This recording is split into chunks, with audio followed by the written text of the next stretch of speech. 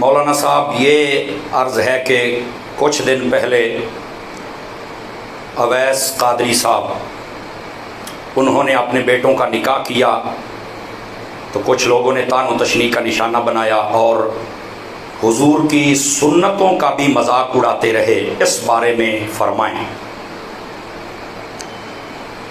अल्लाह अकबर।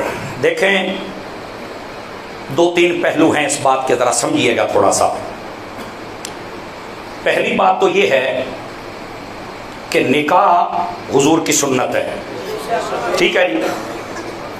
साल के किसी लहजे के अंदर भी, किसी मिनट और सेकंड में भी इसको किसी ने भी नाजायज और हराम नहीं देखा। समझ आ गई मेरी बात? दरअसल हमारे मुआशरे ने इसको एक ऐप बनाया हुआ है। वो इसलिए कि जब शादी का नाम आता है ना तो सारे ढोल ढमक्के बाकी तमाशे हमारे ज़हन में आ जाते हैं, तो लोग ये समझते हैं कि शायद शादी का ये मतलब है। मैंने कहा नहीं, जो मजहबी बंदा होता है ना वो आम दिनों में भी जब निकाह करे तो आपको ये पता है वो इन चीज़ों से बचता है। तो अगर कोई मुहर्रम में करे वो तो और बचेगा। और ये याद रख ले, मुहर्रम में निकाह करना मना भी नहीं है। निकाह की बात करें, जो आपके जहनों में शादी है उसकी बात ना करें, निकाह की। और दूसरी बात ये बड़े गौर से सुनिएगा, ये तो जब हकायक खुलेंगे तो आपको पता चलेगा। अलहाज उवैस रज़ाक कादरी, उसको मैं सिर्फ एक नात खान नहीं मानता, मैं उसको एक अजीम नात खान के साथ एक अजीम आलिम दीन और एक वली भी मानता हूं। ये याद रख ले, मैं अपनी मोहब्बत का इजहार कर रहा हूं और बिल्कुल मैं बड़ा सोच समझ के बोल रहा हूं।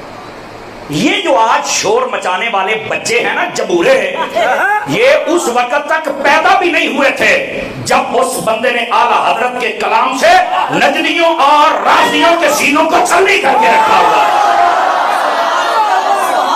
अवैस रज़ाक कादरी ये किसी नासमझ बच्चे का नाम नहीं है, ये किसी उस मौलवी और पीर का नाम नहीं है जो मुहर्रम में हमारे स्टेजों पे आ जाता है और कभी राजियों के स्टेजों पे चला जाता है और कभी वो जनाब ईरान की बोली बोलता है।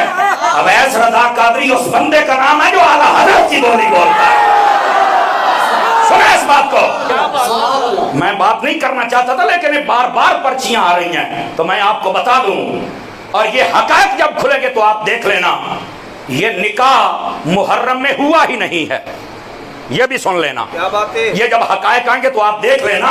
और अगर हो भी जाए तो जायज है, क्योंकि अवैस रज़ाक कादरी साहब को नहीं पता था कि अगर मैं निकाह इस महीने में करूंगा तो ये जितनी लुमड़ियां हैं, ये जो ईरान के चरणों में चरने वालियां, ये सारी भौंकेगी, पता उन्हें भी था।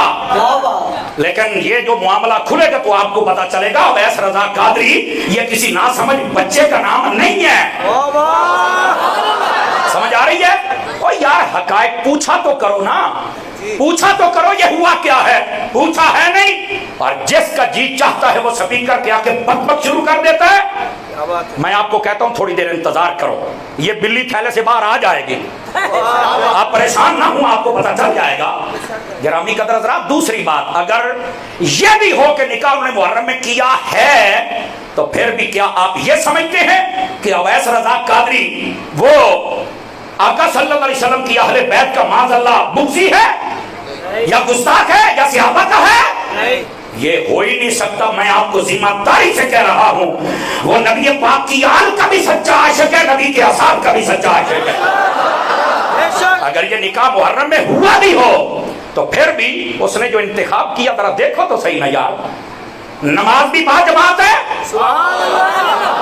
और सारी महफिल में जिक्र हुसैन होता रहा है, जिक्र अहले बैत हुआ, उसने अपनी हर चीज अहले बैत की खुशी में डाल दी है, अहले बैत के खाते में डाल दी है। और लोग फिर नहीं राजी हो रहे, कहते हैं जैसे हम अहले बैत का जिक्र थे वैसे तुम करो। मैंने कहा वैसे नहीं होगा, क्योंकि तुम तो ईरान के यतीम खानों में पलने वाले हो, ये तो आला हजरत के मैखाने से जाम पीने वाला है। ये तुम्हारे साथ बैठकर ऐसी बात नहीं कर सकता। और सुनो, ये हकायक जब आएंगे तो मेरी बात को आप सुनेंगे कि यार मौलाना ने सही कहा था। हाँ, ये मैं बता दूं, बसा औकात बंदे का जी नहीं चाहता होता कि मैं ये काम इन दिनों में करूं, अगर क्या जाए लो, लेकिन उसमें कोई ना कोई देखा, पूछो तो सही वैस भाई मसला क्या बना कि लोग कहते हैं वलीमा किया, चलो हो सकता है निकाह पहले हुआ हो, तो वलीमा क्यों किया यार? कोई मजबूरी पूछ लेनी चाहिए किसी